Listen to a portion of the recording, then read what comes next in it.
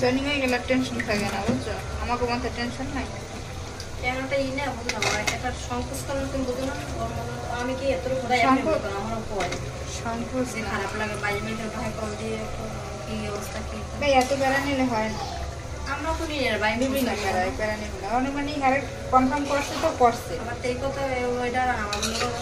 একটা দিন হইলে মনের খুশিতে তোমার খাওয়া যায় কি করছে ওই যে নওশাদ যে সময় চাকরিতে প্রথম ঢুকছে জিজ্ঞেস তো 11-15 দিন কাজ করছে, কোনো প্রকার জয়েনিং দেয় না, এই পরে জয়েনিং দিয়েছে, কিন্তু এই যে কাজ করছে এরা কাউন্ট করে নিয়েছে কত কত কাজ করছে, মানে এই স্যালারি শিটটা তো নিলেই বানাইবে যার তারিখ আছে সেই বানায়, এই দিয়ে দিবে, হয়তো জানে কবে কবে কাজ করে বুঝো না।